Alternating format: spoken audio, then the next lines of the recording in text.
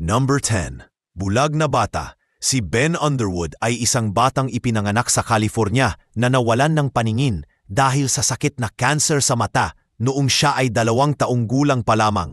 Sa murang edad na 3, tinanggal ng mga doktor ang parehong mata upang mailigtas ang kanyang buhay. Sa kabila nito, natutunan niyang gumamit ng kakaibang paraan upang makakilos at mamuhay ng normal. Gumagawa siya ng tunog gamit ang kanyang dila at mula sa mga eko na bumabalik ay natutukoy niya ang paligid, bagay na tinatawag na echolocation. Sa pamamaraang ito, nagawa niyang maglakad, magbisikleta, maglaro ng basketball at makisalamuha sa mga kaibigan na para bang hindi siya bulag. Lumaki si Ben na puno ng tapang at determinasyon. Madalas siyang maimbitahan sa iba't ibang palabas upang ibahagi ang kanyang karanasan. Kabilang na ang sikat na programa ni Oprah Winfrey. Pinatunayan niya sa marami na ang limitasyon ay hindi hadlang upang makamit ang normal na pamumuhay. Gayunman, bumalik ang cancer na dating kumitil sa kanyang paningin. Sa edad na 17, pumanaw siya. Ngunit naiwan ang kanyang kwento bilang inspirasyon sa marami. Hanggang ngayon, itinuturing siyang halimbawa ng katapangan at pagpupunyagi. Number 9. Baang tumanda. Si Isa Kilpatrick Screeton mula sa England ay ipinanganak noong taong 2017 na may kakaibang kondisyon na hindi pa dati nakikita ng mga doktor. Agad na napansin na kakaiba ang kanyang anyo at kalagayan, kaya't isinailalim siya sa masusing pagsusuri. Natuklasan na siya lamang ang tanging tao sa buong mundo na may natatanging uri ng sakit na nagdudulot ng mabilis na pagtanda ng katawan. Dahil dito, naging mahina ang kanyang panga, masikip ang daanan ng hangin, at nahirapan siyang huminga at kumain ng normal. Kinailangan ng operasyon upang siya ay makalakas at makapamuhay. Sa kabila ng dami ng pagsubok, nakahanap si Isa ng paraan upang maging masigla at puno ng pag-asa. Natuto siyang gumamit ng sign language at nagawang makipaglaro at makipag-ugnayan sa kanyang pamilya. Bagamang hindi matiyak ng mga doktor kung ano ang magiging takbo ng kanyang hinaharap, ipinakita niya na kahit kakaiba ang kondisyon, posible pa ring makahanap ng ligaya at pag-asa. Ang kanyang pamilya ay buong pusong sumusuporta. Pinapakita na ang pag-ibig at malasakit ay higit na makapangyarihan kaysa anumang sakit. Number 8. Malaking ulo. Si Runa Begum ay isang batang ipinanganak sa India na may kondisyong tinatawag na hydrocephalus, kung saan nag-iipon ng labis na likido sa utak. Dahil dito, hindi normal ang paglaki ng kanyang ulo at umabot ito sa sukat na higit sa 74 na sentimetro. Sa murang edad, hirap siyang maupo, gumapang at makakilos tulad ng ibang bata. Ang kanyang mga magulang na kapos sa kabuhayan ay walang sapat na pera upang tustusan ang kanyang gamutan. Sa kabila nito, hindi sila tumigil sa paghahanap ng tulong upang mailigtas ang kanilang anak.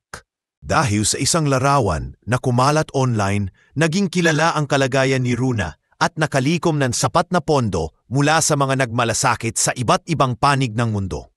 Nailipat siya sa ospital sa Delhi kung saan sumailalim siya sa ilang operasyon upang maibsan ang sobrang likido sa kanyang ulo.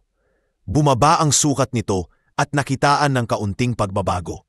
Ngunit sa kabila ng lahat ng pagsisikap, nagpatuloy ang kanyang mga karamdaman. Noong siya ay 5 taong gulang, nagkaroon siya ng komplikasyon sa paghinga at tuluyang pumanaw. Ang kanyang kwento ay nagbigay ng aral tungkol sa kahalagahan ng malasakit at pagtutulungan. Number 7. Dalawang ulo. Isang pambihirang kaso naman ang naranasan ni Manar Mog mula sa Egypt. Siya ay ipinanganak noong taong 2004 na may nakakabit na isa pang ulo sa kanyang bumbunan. Ang ikalawang ulo ay may kakayahang gumalaw, ngumiti at pumikit. Ngunit wala itong sariling puso o utak upang mabuhay ng mag-isa. Tinatawag itong parasitic twin, isang napakabihirang kondisyon na iilang beses lamang naitala sa buong kasaysayan ng medisina. Sa murang edad, Labis na naapektuhan ang kalusugan ni Manar dahil sa dagdag na timbang at komplikasyon na dulot ng sobrang bahagi ng kanyang katawan. Naging napakalaking hamon para sa kanyang pamilya at sa mga doktor ang pagdedesisyon na sumailalim siya sa operasyon.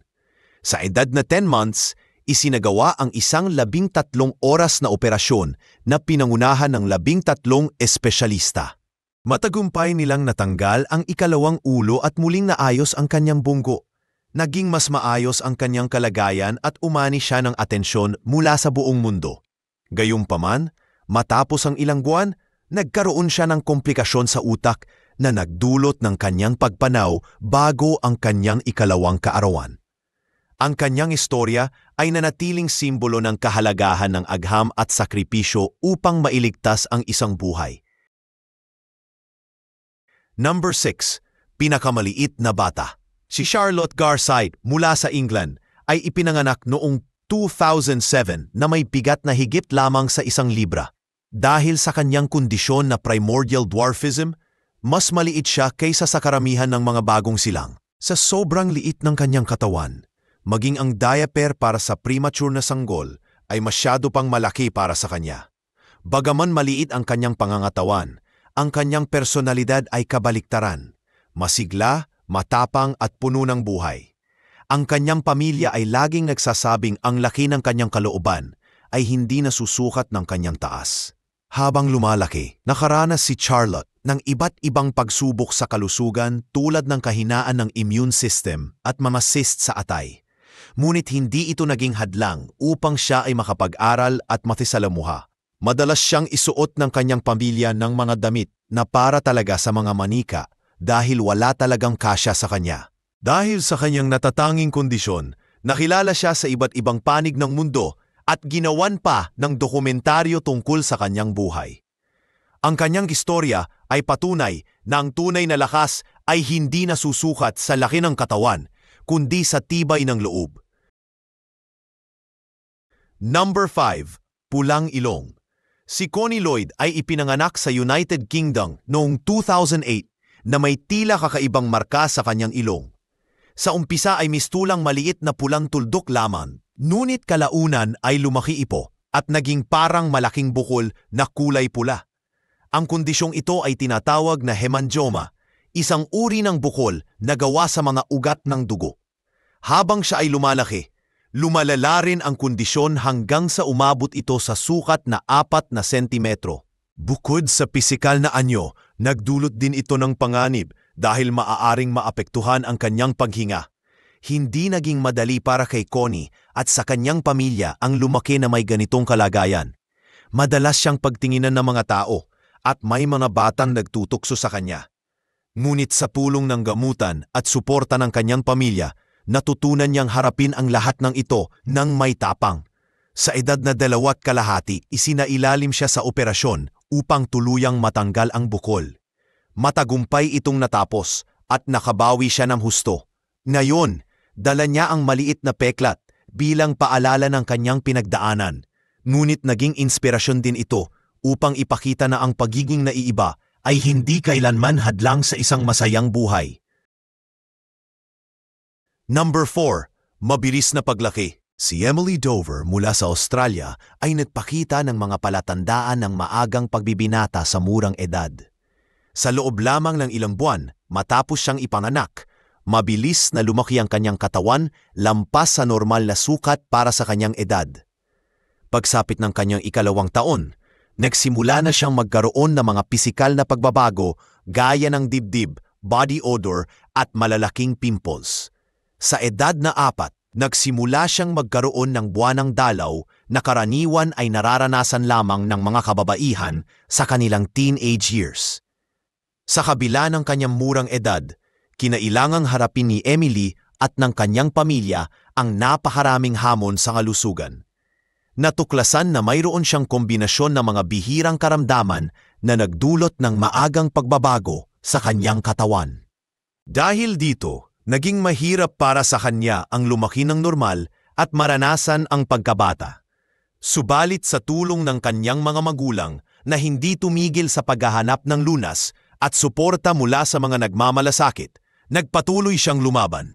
Ang kanyang kwento ay nagsilbing paalala na hindi madali ang laban sa kakaibang kondisyon, ngunit kayang harapin ito sa tulong ng pag-ibig at malasakit ng pamilya. Number 3. Pusong nasa labas. Si Vanellope Hope Wilkins mula sa United Kingdom ay ipinanganak noong 2017 na may bihirang kondisyon na tinatawag na ectopia cordis, kung saan ang puso ng sanggol ay nabubuo sa labas ng dibdib. Sa panahon ng kanyang ultrasound, nalaman na ng mga doktor ang kakaibang sitwasyon at iminungkahi sa mga magulang na huwag nang ituloy ang pagbubuntis. Gayunpaman, pinili ng kanyang mga magulang na lumaban at panatilihin ang kanilang pag-asa. Nang siya ay isinilang, inilagay agad sa isang espesyal na plastic bag ang kanyang puso upang maiwasan ang impeksyon bago maisagawa ang agarang operasyon. Matapos ang ilang serye ng komplikadong operasyon, matagumpay na nailagay ang puso ni Vanellope sa loob ng kanyang dibdib. Bagaman napakababa ng tsansa ng kaligtasan sa ganitong kondisyon, nagtagumpay siyang makaligtas, bagay na itinuturing na isang pambihirang himala ng medisina. Lumaki siya na may patuloy na gamutan at masusing pag-alaga mula sa kanyang mga doktor at pamilya. Ang kanyang kwento ay nagbigay inspirasyon, hindi lamang sa kanilang komunidad, kundi maging sa buong mundo, na nagpapatunay na kahit sa pinakamahirap na kalagayan, may pag-asa pa ring mabuhay at magtagumpay. Number 2. Balat na isda. Si Pan Xianhang mula sa China ay ipinanganak na may kakaibang kondisyon na tinatawag na ichthyosis, kung saan ang balat ng buong katawan ay nagiging makapal, tuyo at parang kaliskis ng isda. Dahil dito, tinagurian siyang fish boy ng mga taong nakapaligid sa kanya. Ang kanyang balat ay hindi lamang nagdudulot ng kakaibang anyo, kundi pati na rin ng matinding pananakit at pangangati. Nahihirapan din siyang makagalaw ng maayos at madalas na hindi nakapatulog dahil sa sobrang kirot. Dagdag pa rito, mahirap din para sa kanyang katawan ang maglabas ng pawis, kaya't madali siyang maapektuhan ng init. Ang pang-araw-araw na buhay ni Pan ay puno ng hamon, ngunit nagsikap siyang mamuhay ng normal hanggat kaya niya. Gumagamit siya ng mga espesyal na lanis at cream upang mapalambot at mapanatiling mamasa-masa ang kanyang balat. Gayunpaman, walang lunas sa kanyang kondisyon, kaya't patuloy itong pinamamahalaan upang maiwasan ang impeksyon at iba pang komplikasyon. Sa kabila ng lahat, nagsilbi siyang inspirasyon sa marami dahil ipinakita niyang kahit sa gitna ng hirap, posible pa ring makahanap ng lakas ng loob. Ang kanyang kwento ay nagsilbing paalala sa lahat na ang pagkakaiba ay hindi hadlang upang mabuhay ng may dignidad. Number 1. Walang ilong. Si Tessa Evans mula sa Northern Ireland ay ipinanganak noong Valentine's Day ng 2013 na walang ilong. Ang kondisyong ito ay napakabihira at tinatawag na Bosma-Arrhenia microphthalmia syndrome. Sa kanyang paglabas, wala siyang buto, butas o kahit anong bahagi ng ilong. Dahil dito, nahirapan siyang huminga at kumain, kaya't agad siyang sumailalim sa operasyon upang magkaroon ng tracheostomy para sa kanyang kaligtasan. Bagamat kakaiba ang kanyang anyo, hindi ito naging hadlang sa kanyang masiglang personalidad. Ang kanyang mga magulang ay buong pusong tinanggap ang kanyang kalagayan at nagpasya na hindi siya itatago sa mundo. Sa murang edad na 2 taon, naging kauna-unahan siyang tao na nabigyan ng 3D printed nasal implant upang unti-unting mabuo ang ilong sa kanyang mukha. Habang lumalaki, inaasahang dadagdagan at babaguhin ang implant hanggang sa tuluyang makabuo ng ilong. Sa kabila ng maraming operasyon at panganib ng impeksyon, nanatiling masayahin at puno ng sigla si Tessa. Ang kanyang kwento ay nagpapatunay na kahit sa pinakahindi inaasahang sitwasyon, may puwang pa rin para sa pag-asa at pagtanggap.